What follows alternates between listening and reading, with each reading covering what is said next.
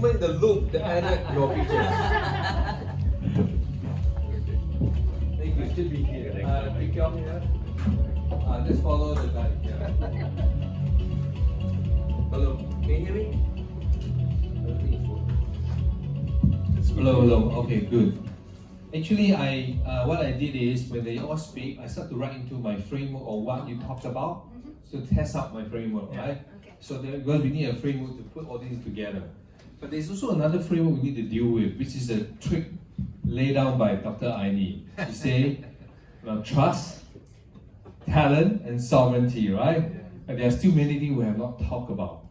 And of course, I want to remind you, I still have the question asked you, what is AI, right? Some of them have answered, but not all of them, and you also have to answer that. Because since you're sitting here, you want to learn about AI and robotics, you need to answer that basic question. Just like, who am I? What is AI? In fact, most people never ask the question. Which we'll come back to that when I kind of wrap up, right? Because I start to notice one thing, we have a lot of people who are doing talent development. We have governance people here too. We have more talent development, so the talent guy in the middle, right? So this one thing I observe a pattern. Again, my human pattern, right? Again, I'm not sure am I right and wrong, right? So, but I'm going to start systematically from the framing, or actually created by Dr. Aini. There is the technology of agentic AI, then there is trust, and there's talent, and there's a sovereignty, right? So one by one. Then I'll talk about framework in a second. Okay, as I mentioned in my book also, before we talk about all this governance, we need to know what is the AI technology, right?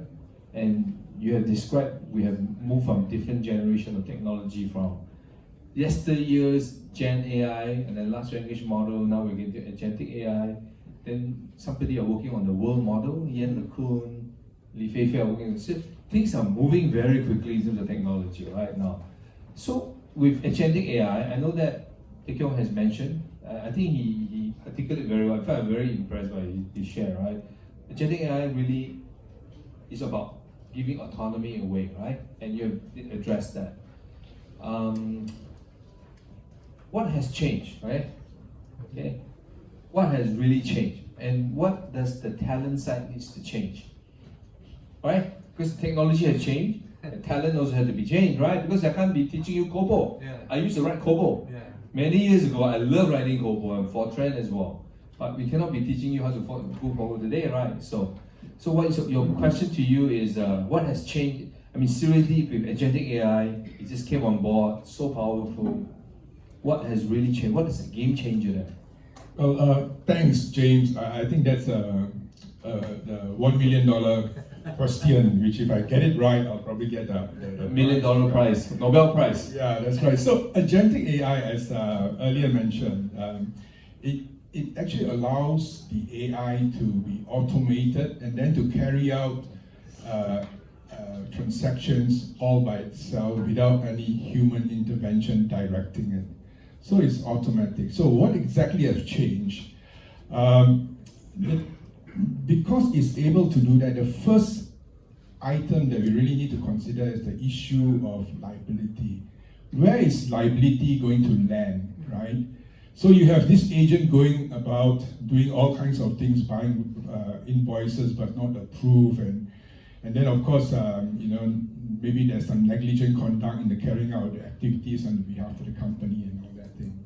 So basically, what's going to happen here is that the courts and the law would have to determine how do you attribute liability to an agent when it acted outside of its authority, when it acted negligently, and when it acted fraudulently. Because without any machine identity, which is going to be attributed to the AI agent, you won't be able to identify who's going to be ultimately responsible. As I mentioned earlier, you have the deployer, you have the company, you have the employees, you have the manufacturers and all that thing.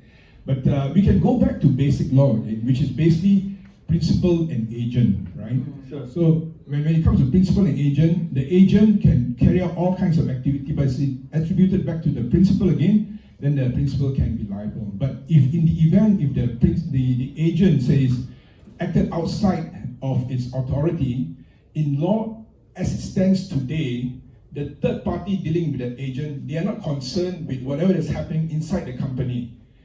The company is still liable even if they have not actually approved the agency and the authority for that agent dealing with that third party. I think I'm going to keep it very simple for my audience. Do you think it can be governed? Yes, I Do believe. you guarantee that? Yes, in fact, I don't think it's going to be a very difficult problem because when it comes to machine identity, there is a need, and I understand the technology is I don't already think it's a there. problem. I actually don't think it's a problem. We have the right talent in ASEAN right now to tell the world we have a solution for agentic AI governance. And the reason is quite simple because you can actually develop machine identity which is attributed to the checkbox itself, and then at the same time you can just adopt current law, the third party should not be concerned about the internal lack of governance. I have a homework for you to do, to write a paper on this as part of the publication for Asia ACXOA Association, because he said he has a solution. Why don't we just make it a thought leadership and share the rest of the world, right? So that is an extra assignment, huh? Now, I want to jump to the government first. You're in the government, right? So you think, is it governable with the agentic AI revolutions? Of course, we have different countries at different stages of development, right? Yes or no? It's a hard question. If I say yes, I need to write an article. That was my trick, yeah. No, Seriously, do you think it can be governed? I At the think- government level. He's from the commercial level, right, in a sense. I'm also from the government level as well. Oh, you two are government. Oh my god. Oh, the government said can be governed. That's good. I'm very happy. So I think we lean toward being able to govern. Okay. So I think govern here is not only to regulate on the application and usage side, but govern here meaning that we need to govern for a whole life cycle of agentic AI development and deployment. Okay. So that Good. is a possibility that we Okay. I think you two should collaborate to write that paper then. We have got an assignment, right? Done. Now, I want to go to Jayren first. You do investment, right? Yeah. So okay. Obviously, investing on next generation startup, right? It's going to be important, right? So maybe if they say can be governed, you may need the technology to go and govern them, right? So you have to fund a startup to actually to do that, right? Does it make sense? It's a rec tech of AI. So definitely, if you ask government officials, they must say they can govern, because that's what they're paid to do. Oh, Yeah, so if not, they're not doing their job, right? Which is good, which is why I think also governments have to work with commercial and work with the people. okay. So we're talking about the three Ps, right? The people, public, and private sectors coming together. In regards to finance or investments, actually, just last month, the Monetary Authority of Singapore, MAS, just released a paper called Safeguards Agentic Finance Runtime, right? So SAFR in short, you can find it out. And it's really about a few things. One is agentic finance, agentic AI making purchases on behalf of individuals. So how do we then identify the agents, right? What kind of guardrails be in mind, and what are the audit trails, audit logs? Also, who's allowed to access this data, right? So I think these are some ways that the government has put in place. You guys can read the paper to find out more. But a paper has to be, into commercial sense, be implemented. So in terms of investments, I would say funding the next AI companies, you look at the West and the East in Asia, the investment part into AI is a bit more reserved. We don't put multi-millions and billions of dollars in AI because we know that investments have to see returns within the time frame. Yep. Do we get to see that within the time frame? If you look for a VC, typically on average 10-year cycle, some may be shorter, 7. Do we get to see that returns? And can we exceed our investments? Yep. In the US, it's easy because it's a 53 trillion market cap. The North American boss. What about Asia? The highest is only Japan, maybe 7 trillion, right? And how many Asian firms are listed on Japanese Tokyo Stock Exchange? Sure.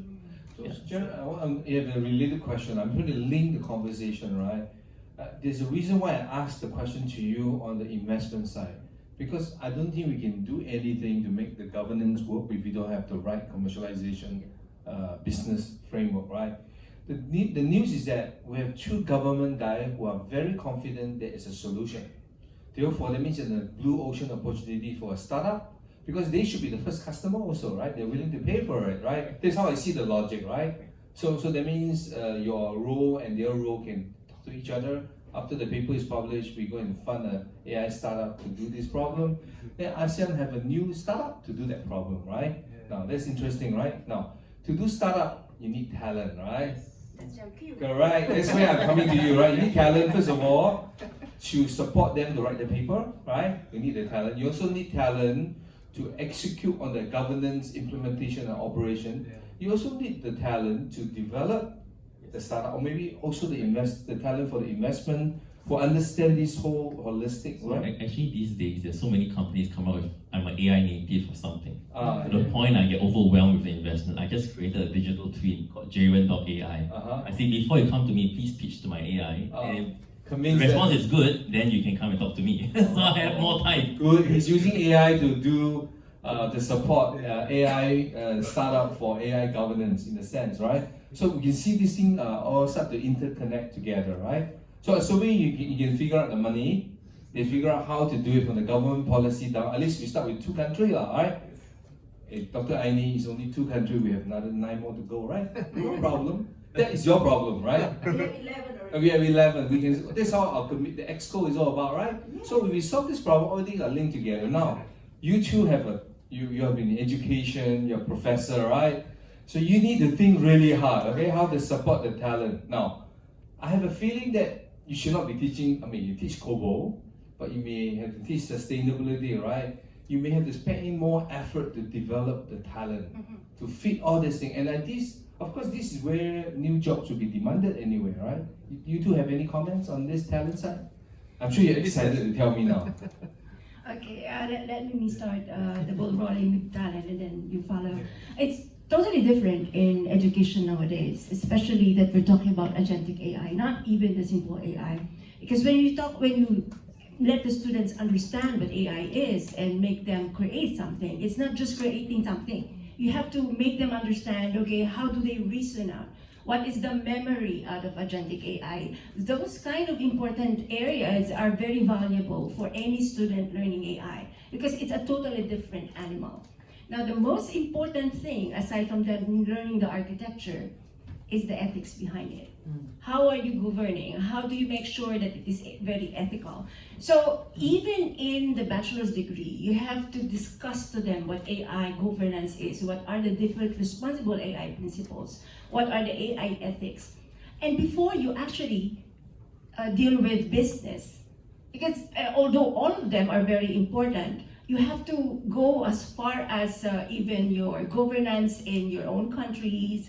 How does it link with the different rules? How does it link with the different policies? How does it link with the policy of the school, for instance, if you're going to be creating something like this?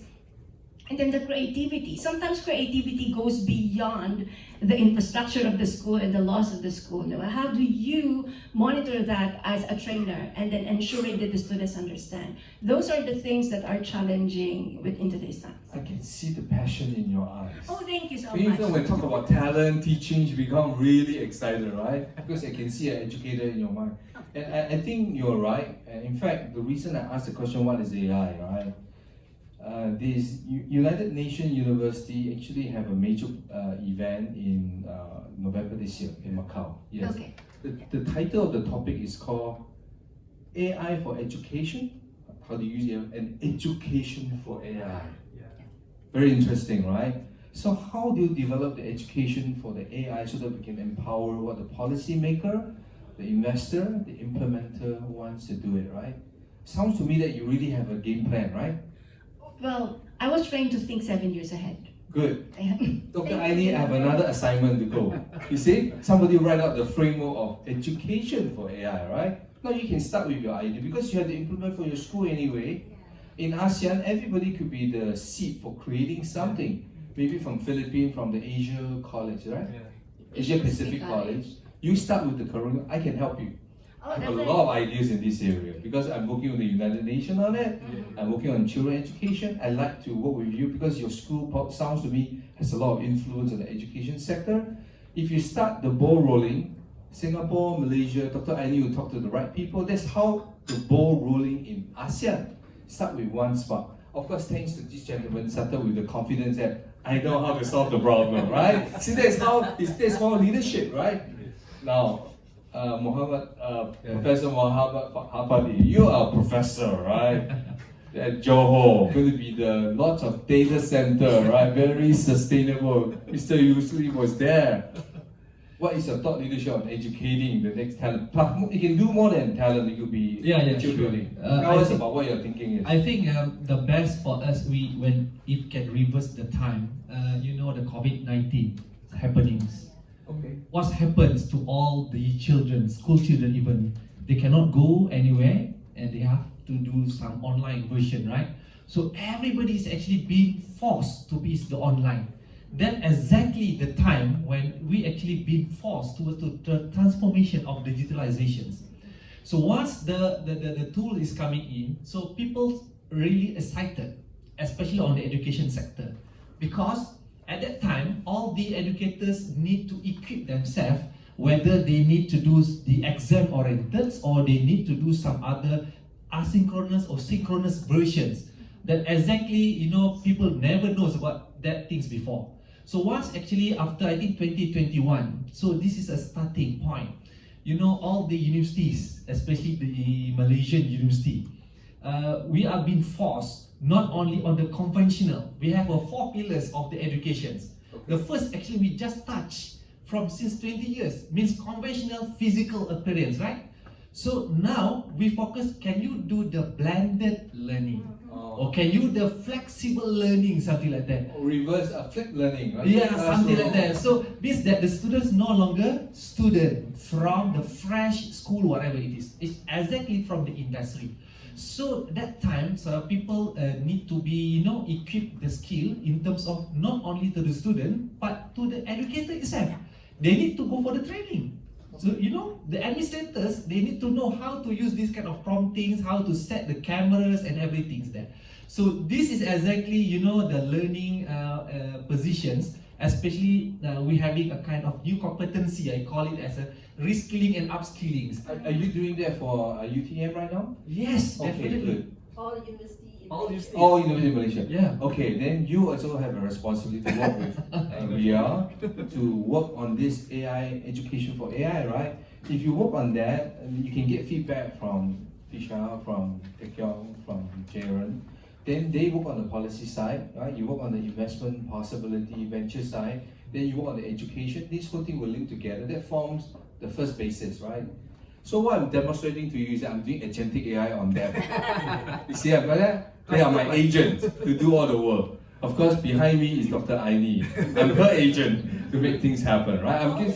Exactly, these are all agents. But the thing is that agent, I want to make sure I follow Kheong's framework. Make sure it's verification. Yeah. There is liability, right? Wow, I wrote down everything, don't worry.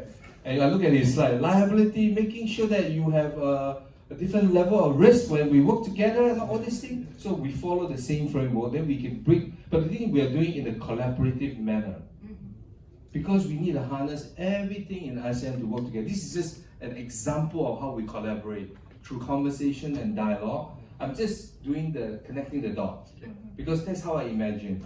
And that's how I imagine things. I kind of do the framework. I look at your personality, what you're good at, what your humanity. I look at Rhea, it's like her eyes like, whoa, I love my education, I love that. Right? It was like, governance problem, easy. I can solve that. Then I say, I want to bring it to the United Nations, you tell them how easy it is, right? So that's how we develop way of thinking, right? So that's one thing, right? Okay, I know I have limited time. We have covered actually technology and talent all at the same time, unknowingly, right? Because the AI agent in my mind was connecting the dot. Problem solving, right? Now I want to talk about trust. Back to Kheong, he actually said something that was very interesting to me about the ASEAN's license. If you have trust, you have ASEAN license, you have the trust, everything works, right? Oh, that's cool. See, I listen to you, huh? I spent time preparing the slide. I got the key point. We need to define the ASEAN's license, right? Once you have ASEAN license, that is another initiative we have to work together. Again, attribute to your suggestion, right? So there's a concept called ASEAN's license, right? To build trust. I mean, you talk about trust, we talk about policy, so paperwork, just talk. How to create the ASEAN's license so that the Secretary General say that, okay, if you do this, I give you the license to, not to kill, right? To execute. And I think that's an interesting idea. I take it away, right? So I think to do the trust, to build the license, you need all of us to work together. Do you agree? Yeah, the reason why I raised that was because once you had a fundamental assumption of trust within that ecosystem, the digital ecosystem, then of course, whatever policies that ASEAN at their regional level were to implement, people would participate. It is like, even long before you have Agentic AI, we have the digital platform, e-commerce, right? And all of us go on board because we know we are not going to lose money, right? But there was a time going forward many years, we started going on board and a lot of people are actually losing a lot of money. So when the trust factor, if ever we reach a stage where we do not want to use that platform anymore because 90% or 60% of my time I make a transaction, I'll end up losing money. So this is what I meant by the trust factor, and which is something which ASEAN has at a regional level must actually collaborate and bring the countries together. Either, well, of course you need the legislative governance framework and all that, but more importantly also back to that question about machine identity, a unique machine identity for each of our agentic AI, which is, but it have to be a real good, which is auditable, with an audit trail all the way linking back to whoever that triggered off that machine to act in a certain way, so that you can attribute there'll be accountability, there'll be a party that's going to be responsible. But I'm not saying only one party. It could be a composite of many different parties. It could be company. I can share with you there are two entities, one in Washington DC, one is by Sir Berners-Lee, who invented the HTTPL. He actually working on something. I think there's something already there called Solid, basically. Again, we can leverage that. But the key thing is, I felt that the ASEAN license maybe could be considered into the DIFA. If you add this concept to the DIFA, we need this concept of ASEAN license, which is about trust license. They are already working on the paperwork of getting agreement where the human talk to each other, negotiating. Maybe something can work into there, potentially. I have no idea how DIFA works, but you know well, right? Is it possible? Yeah, if I can also just add one additional item. Yeah, it's like the digital privacy passport. Right? Once you determine certain data with a passport for it to get into the regional framework, you don't have to comply with all the regional data protection framework for every country. Once you have that ASEAN data passport, which is recognized, then you can have that regional access and in terms of governance. So back to the ASEAN license. So that ASEAN license which I'm talking about really is also attributed again to machine identity. And machine identity, what I say is quite easy. It's like, you have 6 billion, 8 billion people around the world, and each of us have got a unique DNA, right? Yeah. You had billions of machines, or rather cars have been produced. Every single car got a unique serial number. So basically that's the idea behind it. So every chatbot which you have, eventually, technologically wise, we are able to attribute a unique machine identity. And once you have that, that's why I am quite confident the governance issue can be, and I don't think I need to write a paper. No, I think that is part of the paper. Based on my agentic reasoning, since you're writing the paper, this concept, first of all, proposed by you, responsible by you. So you have to think about doing it, because I'm serious. When I see a talented person mentioning something, we have to amplify it, that's all, right? I mean, you spend time preparing for it. I saw the presentation, I listened to it. This is my instinct. I'm pretty good at hearing something new. I feel like there's something novel. So we need to act upon it and work together. And we only have half an hour, 1 hour talking to each other. So okay, ASEAN's license is one of the concepts. Trust license is something we can think about and mobilize as part of the ACXOA, right, potentially. In fact, this is one of the outcomes from today's session. This is how new idea comes about. So I want to cover one more thing before I get to the floor, right? I want to manage time, then I want to wrap up for about 10, give me about 5 minutes, 7 minutes to wrap up, then we go to Dr. Aini at 4 o'clock, right? Basically. In fact, we started about 50 minutes late, right? So I need to catch up on the time, yeah, so. Okay, so I want to talk about sovereignty, right? Because this is a hot topic on the media in the last few weeks or last few days, even, right? Literally. But I observe sovereignty. One thing I know, in ASEAN we talk about sovereignty locally, internally, about how do we build that infrastructure. But I think sovereignty, we need to listen to what's happening in the US and China, because they are the one who built the AI. So that's something my first advice, right? You have to listen to what's happening. I mentioned the Palantir CEO come and talk about it. There's divide within the US right now about sovereignty. Now, we are talking about national sovereignty and regional. They are talking about company to company sovereignty, because in the US, every country, every company have their own independence, because they have the rights to exist with their own things, right? Now, I mean, given the situation in the US right now and China with open source and things like that, with the debate in the US going on right now in the very public media, how can ASEAN take advantage of that to build our sovereignty? Can I start with you first? Yeah, sure. I'm not going to start with you first, because he has really good. I'm going to start with you the last. I'll leave the hardest question to him, right? I'll start with Cambodia first, okay? What is Cambodia at the Prime Minister? Is he thinking about this problem, or you are thinking about this problem? Yes, from a policy side, we think about this. But I think we need to step back a little bit Okay. when we talk about sovereignty and AI.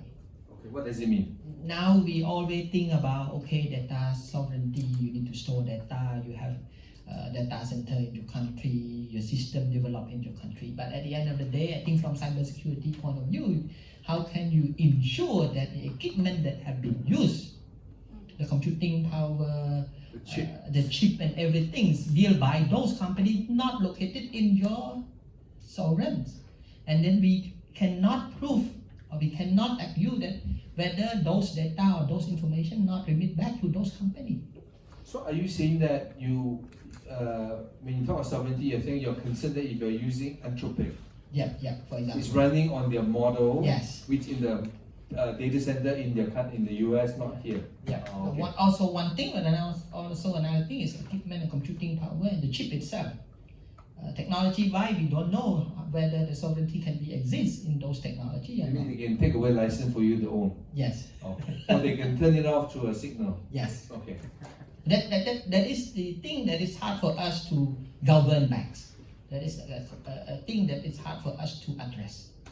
From the small country or least developing country or the user country. I thought we are the expert from United Nations as well. That also has been discussed. That's where we have in AI, that is the principle of transparency. You know, the transparency that in every AI system, we must have the evidence. The source of all those information, they have to be transparent, there is evidence and explainable. So whoever developed the AI system, they have present it to us. So that's why we talk about sovereignty. So when we're talking, who's accountable for that? This transparency is a very crucial for AI system. So Pisal, do you have in Cambodia, do you have a strategy right now, game plan? Currently, we are drafting the national AI strategy. Hopefully, it adopted in this second semester. We incorporate the assessment from the AI realm, but one of the components that we are trying to aim is maybe start with the first basic sovereignty, infrastructure, data, and Okay, sure. But ultimately, it's still hard for us to go. You don't have a full solution because the 5-layer cake by Yes. Jensen Huang, right? Yes, I think we go with the traditional sovereignty. Does any one of you, not you except have any solution for sovereignty AI? Maybe I shall make it in another different perspective in terms of sovereignty. Okay. Because that pillars actually giving me another perspective on the sustainability part. I mentioned about the planetary health, right? So the topics on the sovereignty actually need to emphasize in terms of data itself, the infrastructure that we develop, Hardware, the knowledge, yeah. as well as don't forget that the main problems for the sovereignty is exactly the transparency that we just look into. Each of the country, they develop their own. For example, Johor have a data center. So each of the data center, how actually they've been transparent to, having a kind of demands on energy, on the water itself. for On what example. The sector? resources. More resources, the Yes. energy. Because this also connects. That's why I said that earlier, and on my first speech, I said that the planetary health. So whatever we discuss about the things, it must actually include inclusively in terms of this kind of sovereignty. So we still have to make sure it's ESG ready in a Yes, sense. correct. This is something. I So want to okay, do you have a solution? Any suggestion on sovereignty before I get to Kheong? Okay, I know it's gonna be long with him, so I'm asking for a very simple answer from him. yeah, let me share that He's what thinking very hard right now. the Philippines is doing. We were able to create a national AI center. It was recently launched. And the colors are also the same as the ACXO. And the government is really very serious in putting sovereignty, especially in AI, in this arena. That's why all these resources, all the people are being trained, all the resources are being placed, partnerships with the industries there. So the one heading this is the Department of Science and Technology. And there are a lot of different projects as well. So the that particular action plan have been there for like years, and it has been implemented only very recently. Even the data sharing is on the works, which is very important, especially with different government agencies. And the good thing about it is the industry is really supporting it. So that's for the Philippines. Now, for my personal experience with regard to dealing with different people, APC, for instance, has been dealing with American companies for like the longest time, AI companies to be exact.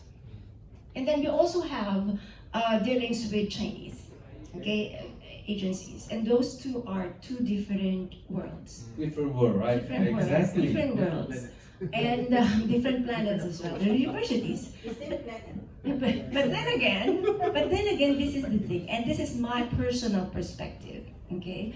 From a personal perspective, based on the way that we have been dealing with them, I believe ASEAN has to have our own. Yeah.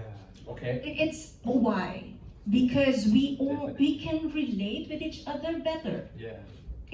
US, I have my families in the US as well, but the culture is very much different. The business way, the trust, Yeah. is different. ASEAN has to be ours. Yeah. So Jayren, for sovereignty here, are you a Singaporean by the way? Yes, Okay, Singaporean. good. You can share your perspective. So just me a show of hands in the room. How many of you use like a chat function with AI, be it OpenAI, Gemini, or Claude? Oh, All of you, right? So if you keep your hands up, how many of you be willing to share what you ask and communicate with the AI to the person beside you? no. You need someone around you. so, Yes, I had to do both. so Left and right. thankfully in this room, we are very sharing. We want to learn from each Yeah. other, and that's the spirit. So let's hope more of ASEAN are like that. Yeah. Because it starts from within ourselves, right? In this world, as you mentioned, there's two speed. One is willing to share everything, another one don't want to share anything. Yeah. All, Right. the China is sharing all the open way, right? So, yes, that's right. Open air will never because they are too expensive right now. The investor will not allow that. Correct. So my approach or thoughts about this is that we should share in a need-to basis. For example, let's talk about healthcare, because healthcare everyone needs it, right? If you are, ill in Singapore, you have maybe a particular follow-up or health checkup. Maybe you have rheumatism or something, or maybe you have a particular situation or particular drugs that you're consuming. If you go to say Dubai and something happened to you, would you also share the data, and would you have the right data to share with the doctors there so that they can treat you equally and if not better? Okay. So this is one example, right? On a need-to basis where it's important for you and it's important for other parties to know enough of you. Yet, nothing happened. Yeah, so that's something that I really think at least we should start from there. Soon after we have. Now you know why I reserved Kheong as the last person.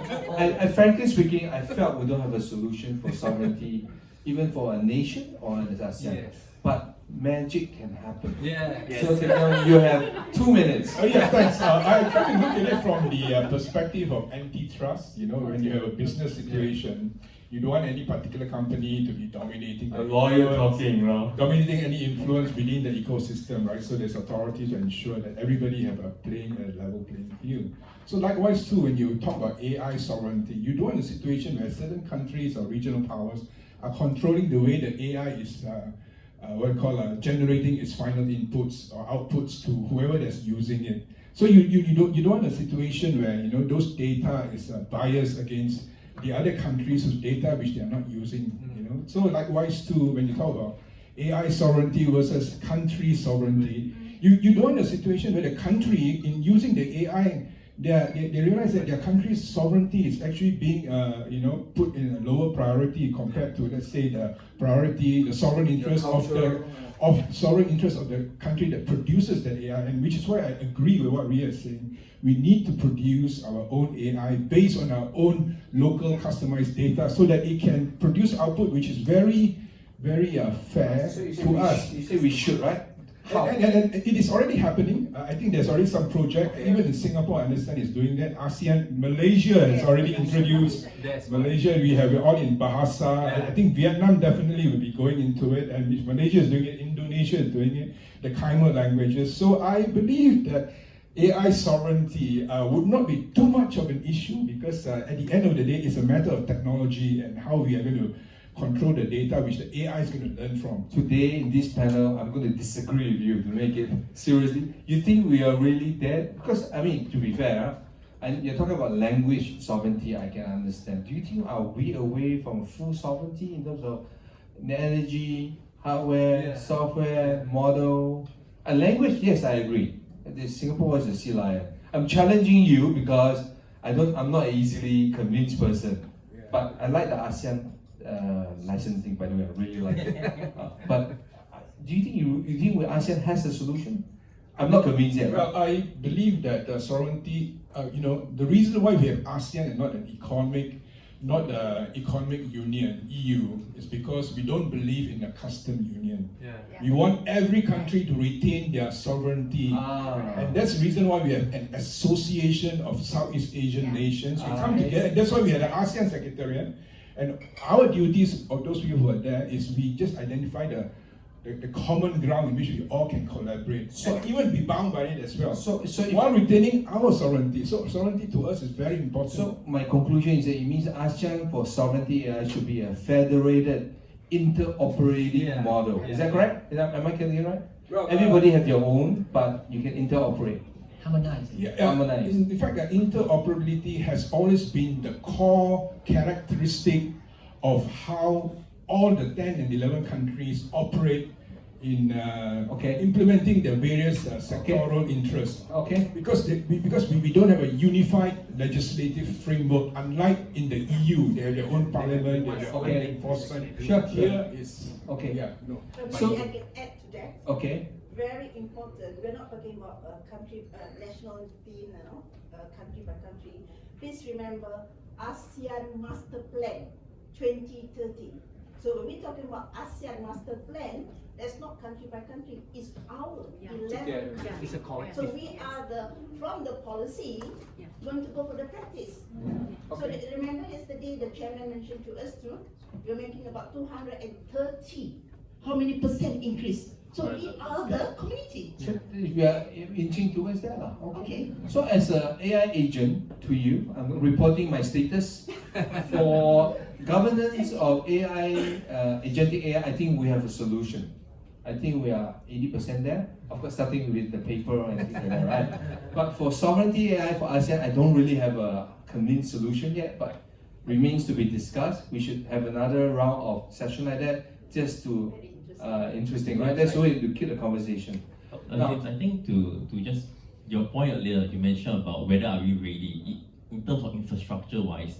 One thing for data sovereignty to be possible will really be on energy. And just in Singapore alone, because of what's happening in the Middle East, last month if you're a Singaporean household, increased by 30%.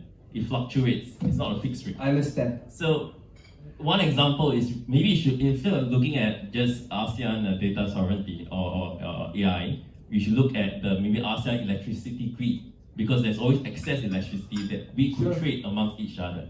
Okay, sounds like an interesting investment thing. Okay, interesting. I'm actually have a secret conversation with usually right now. Something else. That one I can't tell you at the moment. Okay, until we have some. Okay. Now I want to open up to the floor. Do we really have to end exactly at 4? A little bit more is okay? Okay. Of course, I have the question I have for you. Do you guys have any question? Seriously, challenge them. Yeah, challenge us. Make sure we are. Anybody have questions? Want to ask? Okay. No. At the moment, then I'll trigger my question. Anybody want to say something? Or what do you think is AI? I know it's a very basic question, and I do that for every talk I gave. Of course, when I'm finished, I'll go over to my slide. I'll show you some information that you may not know that might be useful to you all. What is AI? Anybody want to take a step? I've actually given masterclass. I have high school students give me amazing answer. AI native people, they give me an amazing answer. The young people, they give me answer. But I also have people who give me other type of answer. They'll say machine learning. They'll tell me is a neural network, right? What is AI? I mean, that is a fundamental question because it's very abstract to all of us, right? It could be ChatGPT, it could be agentic AI. We thought AI was facial recognition many years ago. Then we thought AI is computer vision, right?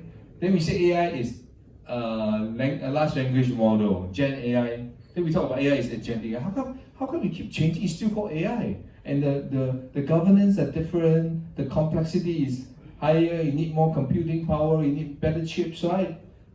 Anybody want to give a step? I want to start. Okay, good. I like that. AI is AI alien.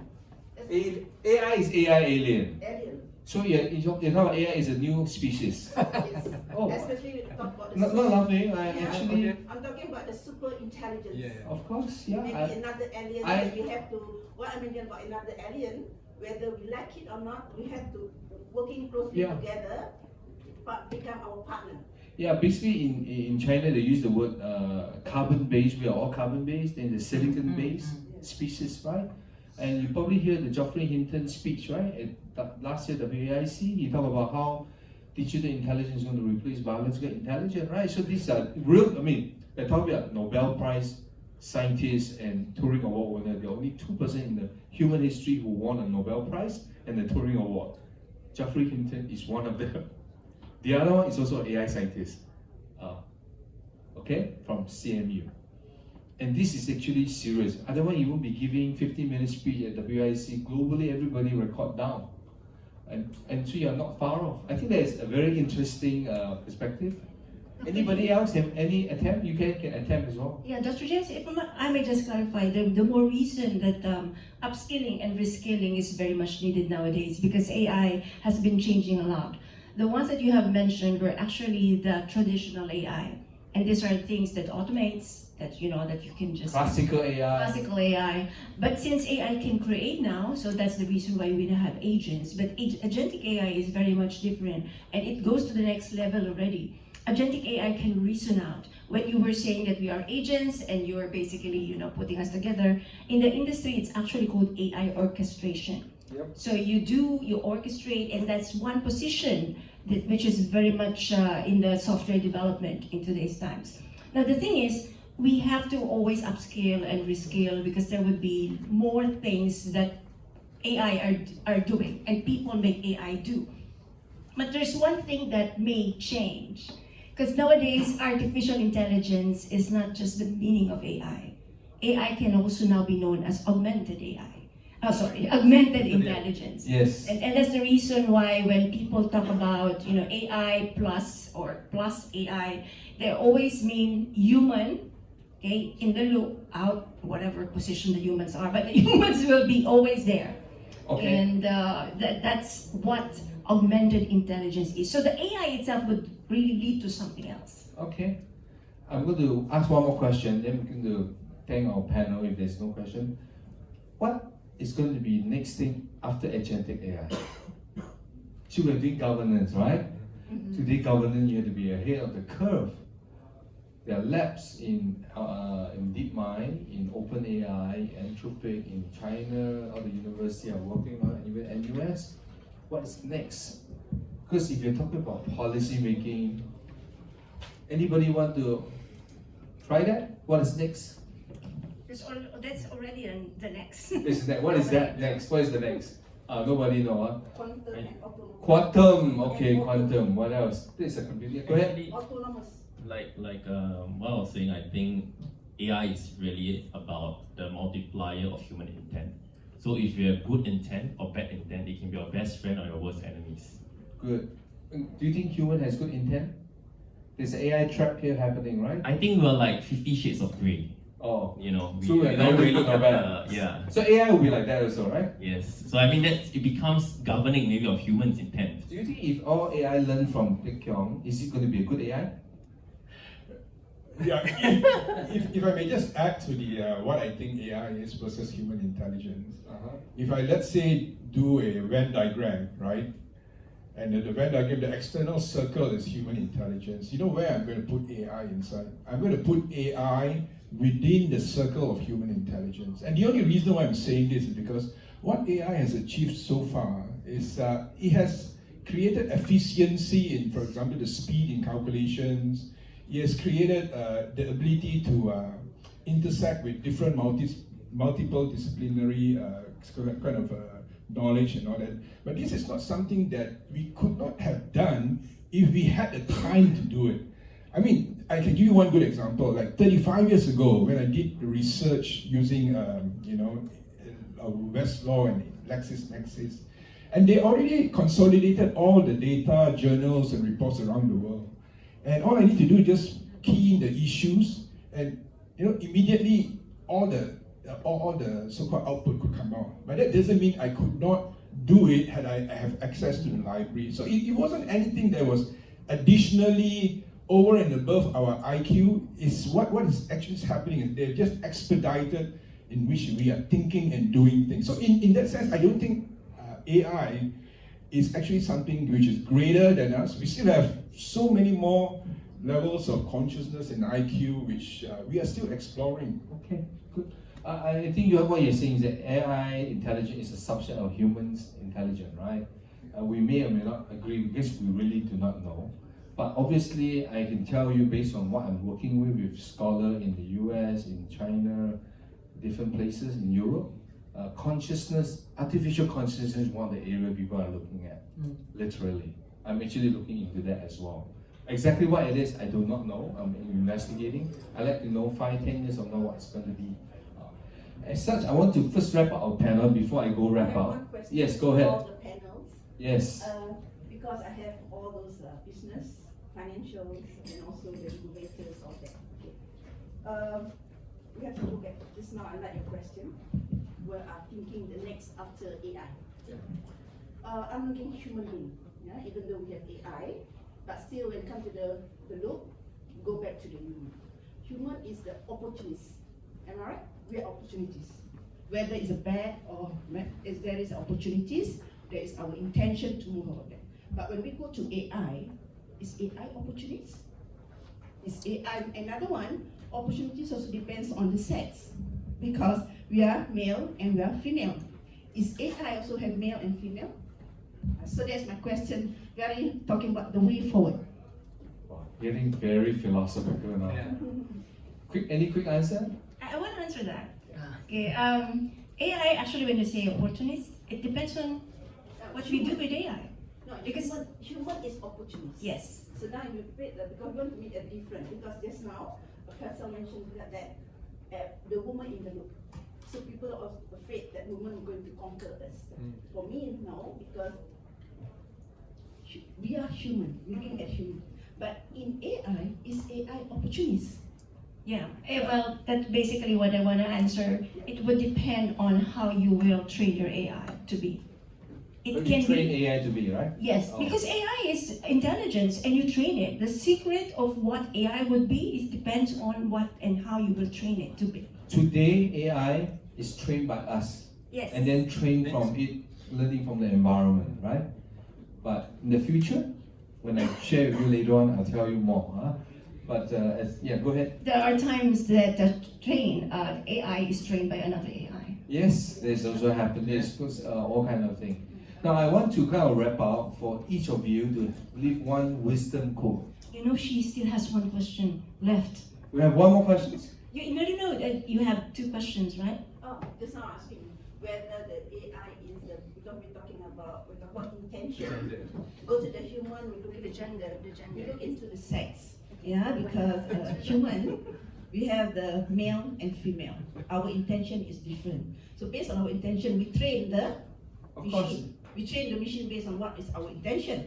But do AI have the sex as well, male and female? I think so. One of the things we talked amongst guys, especially developers, was if only we have an AI to teach us how to communicate better with women, because the male and women thinking is different. So I think for AI, they give us both answers on both perspectives, and that helps humanity at large. Because I think communication is key, and AI can see the perspective of both male and female. Yeah. In fact, AI is so powerful, it can be multiple personality, multiple culture, because it's efficient in terms of that. We human doesn't have the capacity, but doesn't mean that we are not as intelligent. Like what? Yeah. So Just one quick thing Yes, there. AI is run by algorithm. So we are run by our genes. AI is algorithm, so there's really no gender in it. Okay, good. By the way, all the big tech AI are hiring a lot of philosophers. Philosopher is the hottest job right now. My co-author, seriously, I'm not kidding. My co-author wasn't in AI. She finished writing the book with me, learned about AI. Now she went to Cambridge to study a master in AI ethics. Now she's going to be an AI philosopher. And these are questions actually highly demanded right now. In fact, most of my time spent, I would say 50% on philosophy, some legal, some government policy, but technology, but this is going to be the thing. But I do say that it's unfair that we have this conversation, because we need at least 2 hours for that next session, right? The philosophy of AI in ASEAN. And I love that discussion because these are very meaningful things. But again, I want you to have a philosophical moment. I want you to have a quote, just a simple quote for our audience to take away from today's. Whoever is ready, you can start. Anybody have use your human instinct, intuition. What is the one thing you want to say to our audience? How you feel about today's topic? I think for me it would be from using AI agents to ourselves becoming agents of change, agents for positive, sustainable impact, right? I think that's the key thing, because as all we know, as of now, AI is learning from us. So with our good intentions, our willingness to make a world a better place for humanity, then we will have AI being our best friends. You need to read my book. Yes, AI for humanity, yes. Good. Now remember what you just said, I want you to send to me on WhatsApp what you just said, right? A quote. Anybody who wants to quick give a quote? Just Human Yes. intuition in execution. You notice that? I just wanted to make AI ready, an acronym, ready. R is for responsible AI. That's very much important. E, education. A, adoption. What do we have? D, digital infrastructure. It's very important. Why? And Y, which is very important to me, youth and workforce development.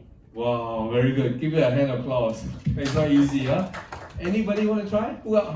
Among three of you who are ready? It's a competition here. It's not a competition, as in compliance. Okay, anyway, I think for us, after being seen and heard so many things, philosophies, and also the practice in terms of this AI, we have to believe that it is organics and inorganics. So human always organics. We actually learn something organically. So means that we have been nurturing from the day ones that we can speak whatever it is we learn very based on whatever we learn. But the AI is actually inorganic. Whatever you put it over there, they will stamping module whatever it is based on whatever you given to them. So means inorganics for AI and organic for human. Very good, but we're going to have a debate later on. Huh? I'm going to present immediately after this something related to that. Who? Maybe I change my hat. I go to the academics back. So I think keep learning. AI keep evolving, technology keep evolving. Only you need to upskill yourself to keep relevant and using it ethically and make benefit for yourself. That is what my... Okay, remember what you said, send to me on WhatsApp, okay? I want to record down, I'm going to hold you responsible. Huh? Yes. That's why you always leave the hardest for you. The best for last. Yeah, but I think I have something very simple. I would say, AI is my friend. So, He likes, he's an optimistic. so I'm an optimistic. optimist as far as I'm not your technology is friend. I mean, concerned. yeah, so Yeah, it's my friend. You're also my friend. Oh, yeah, my friend. But I think we should not fear technology. Yeah. Because it's like, I'm just relating to what I did 30 years ago when handphone came on board. And I refused to use handphone because I feel it's a serious intrusion in my privacy. So I always use a public phone. I go back home to my office and then to dial until one day there's no more public phone. And I cannot just use another person's phone because the number I dial is all recorded. And that's when I took on my first 2G phone. But it was a no turning back. After that, I had my smartphone, my BlackBerry, and today I'm looking forward to even consumer-based AI. That is my own AI. Very good. Thank you. First of all, give you a hand of applause. I'm going to go wrap up 5 minutes. Should we take the photo first, or I do wrap up first? Is it easier? Open to the. Okay. Why don't I wrap up? We come back and take photo. Is that okay? Can you flip my slide back?